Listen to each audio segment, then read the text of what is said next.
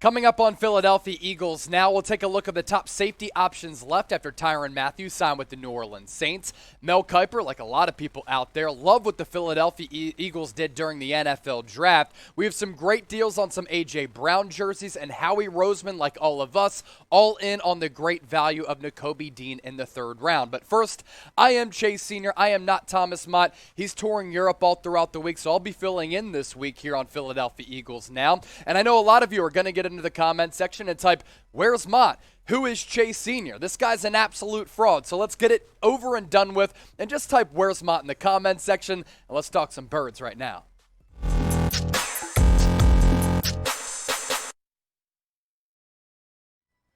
All right, here we go. You're watching Philadelphia Eagles Now by Chat Sports. I'm your host, Chase Sr. A loaded show coming your way, and we start off with Tyrann Mathieu and the fact that he signed with the New Orleans Saints, not the Philadelphia Eagles. So right now, outside of Anthony Harris, the Eagles have some needs to fulfill at that safety position. Now, are they going to move forward with a player like Marcus Epps at that safety spot after not signing Rodney McLeod in NFL free agency? This right now, one of the looming questions on the Eagles roster. Ian Rappaport broke the news this morning, and this started to pick up steam last night into today, that the Saints are really pursuing Tyrann Mathieu pretty hard. Played his college football at LSU. The Saints making a key post-draft addition, Rap Sheet said, as they're expected to sign Tyrann Mathieu in free agency, a long-awaited signing that should be finalized in the coming days. The Honey Badger lands in a perfect spot. Now, we're talking about Mathieu here because the Eagles really did aggressively pursue one of the best safeties on the open market, and where do they turn now?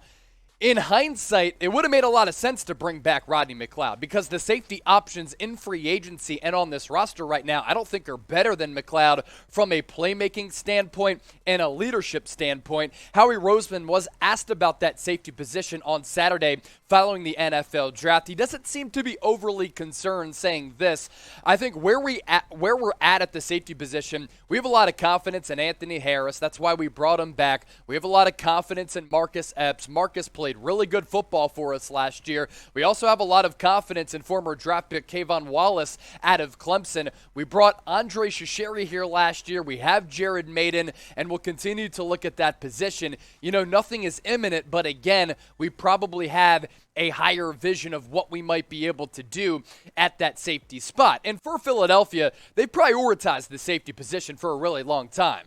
Brian Dawkins, Malcolm Jenkins, Rodney McLeod, they've always had really good players on that back end. Quentin Michael back in the day, and of course Andre Waters way back in the 80s and 90s. But the starting safety tandem right now on this roster currently of Marcus Epps as well as Anthony Harris, I don't think is good enough for the long haul. Now, if Epps were to come in a pinch after some injuries take place at safety, maybe he'd be able to fill in pretty nicely over the span of a game or two.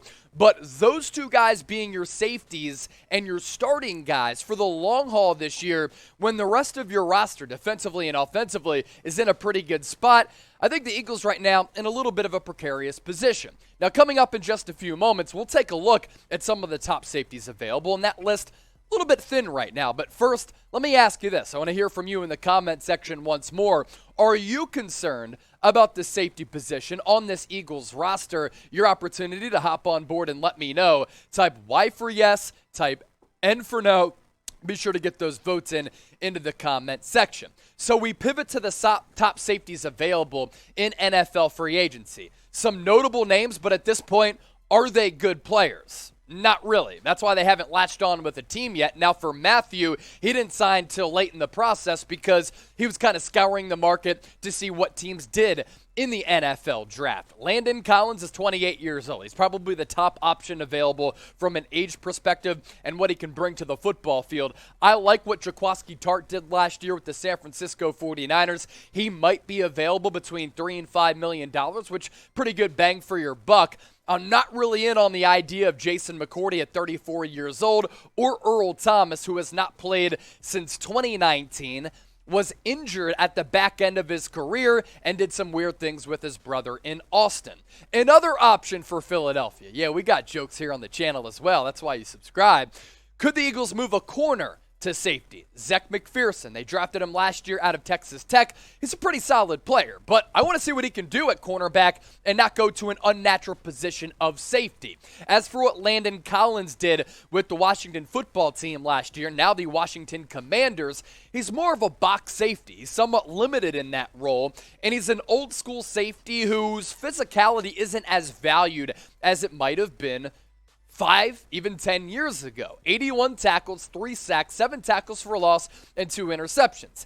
He's not Jamal Adams, but he's almost like a Jamal Adams type where if he was a safety linebacker hybrid, okay, but he's somewhat limited because he plays a lot in the box and he's physical, which is great, but he can certainly be picked apart in coverage and sometimes gets a little bit too aggressive in coverage. As for Jaquiski Tartt, I might like him a little bit better than Landon Collins. These two guys really neck and neck. Landon Collins out of Alabama, more name value than Jaquiski Tartt, but last year with San Francisco, he's pretty good. 66 tackles, 5 tackles for loss, 1 pass breakup, 1 quarterback hit. He dropped that interception of Matthew Stafford in the NFC Championship game, which could have clinched the ball game for San Francisco, but grand scheme of things, he was really solid and I thought had one of the best years of his career, for the 49ers. Jason McCourty. Yeah, name value here, but at 34 years old in 2021, 21 tackles, 2 pass breakups, doesn't really fit what the Eagles want to do in terms of building their roster. They're one of the younger teams in the National Football League in terms of some of their marquee players, so Jason McCourty doesn't really make a lot of sense. Earl Thomas, on the other hand, did say the other week, I want to get back into the league. I think that I've been able to rejuvenate myself to a certain degree. I still have some gas left in the tank, but I actually disagree with Earl Thomas. I don't think he can play any longer, and it's crazy how quickly his NFL career dissipated. He's 32 years old. I don't think he's going to get back into the NFL. I'm saying no on Earl Thomas. 2019, 49 tackles, 4 pass breakups, was not a good locker room addition to Baltimore. How is that going to change? How are the injury concerns going to change? And I think he aged very quickly considering his style of play, very physical. And yeah, the Eagles drafted Brandon Graham over him for a long time. That was a big controversy in the city of Philadelphia. But over the long haul, I think the draft selection of Brandon Graham ended up being better than Earl Thomas. First few years, no chance. Earl Thomas was great.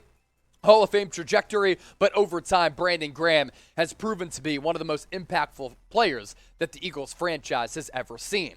Next up on the show, Mel Kiper handed out his grades following the NFL draft. He really liked what the Eagles did. Also, A.J. Brown jersey, some phenomenal deals for the Eagles' monster splash of an acquisition on night 1 of the draft. Also, Howie Roseman commenting, hype about Nakobe Dean. We'll get to those Johns coming up here in just a few moments, but first, who do you want the Eagles to target at safety? We talked about some of those players, 4 of them to be exact. Do you like those guys that we broke down or different safety options available? Let me know in the comment section. We also want to talk about these A.J. Brown jerseys, really great deals, and we'll see what number he gets.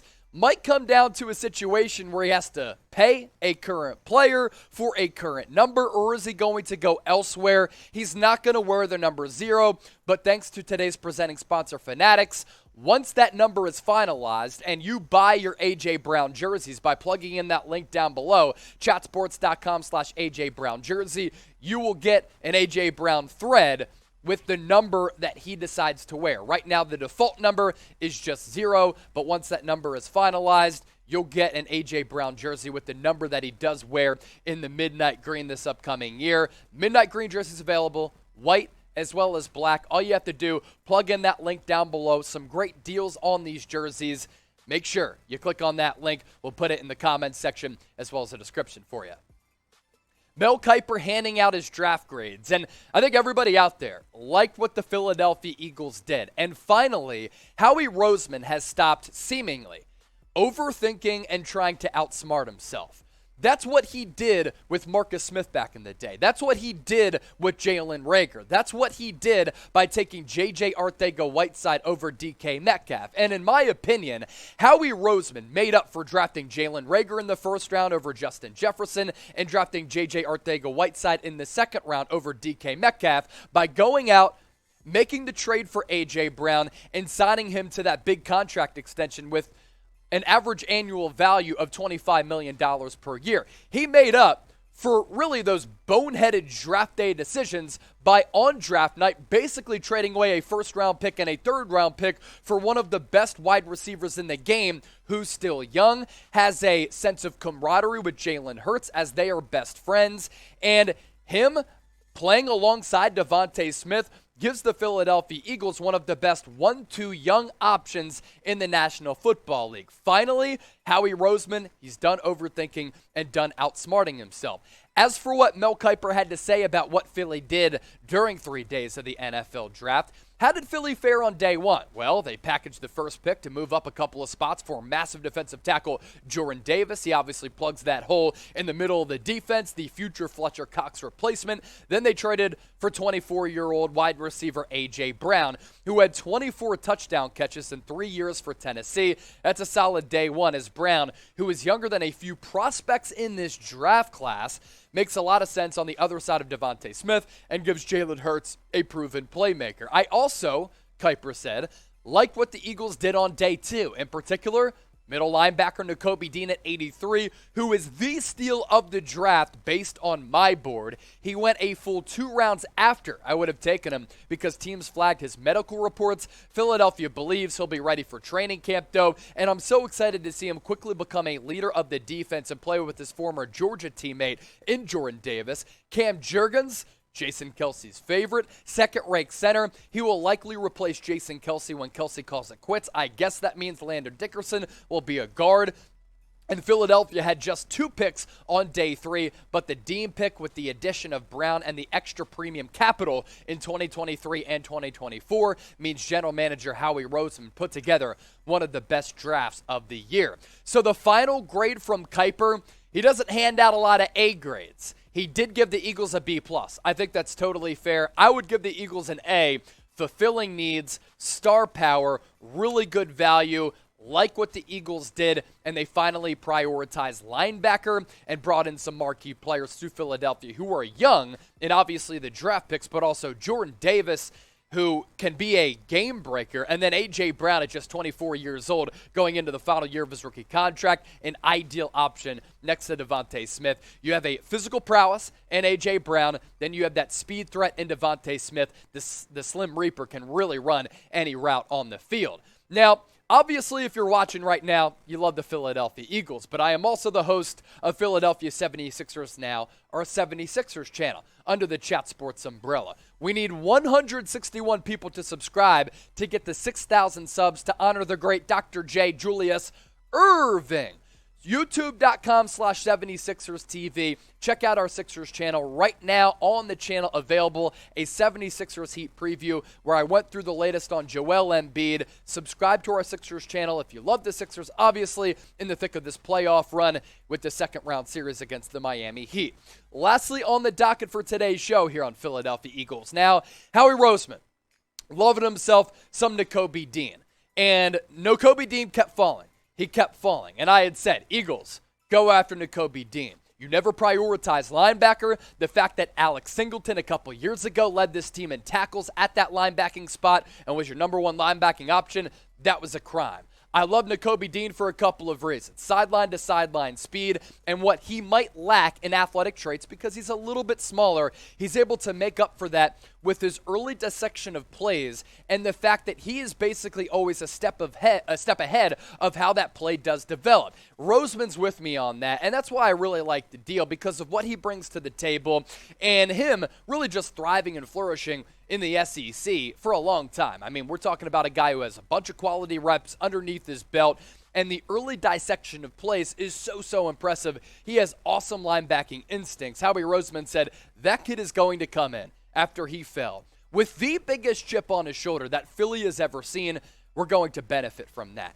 And really, The Eagles as a franchise, it's been weird how they've never really put a lot of stock in the linebacker spot. They don't pay a lot of money to linebackers. Since Jeremiah Trotter, they haven't had any good linebackers. I mean, the best linebacker since Trott, the Axeman, was really, when I think about it, Nigel Bradham. And Nigel Bradham during that Super Bowl season was great, but Nakobe Dean can be at the center of that defense, and he's finally a legit linebacker. And if he can stay healthy, in the 80s, in the third round, superior value for the Eagles. Again, this goes back to the original point. Roseman didn't try to outsmart himself. He didn't overthink it. He went with the best player on the board with extraordinary value. Props to Howie Roseman for that selection. Grade the Eagles draft class as a whole. We did bring you a video on Eagles draft grades. Let me know, once again, what you think about what Philly did. A, B, C, D, or F. Appreciate all of you for watching today's show. Make sure you subscribe and go Sixers.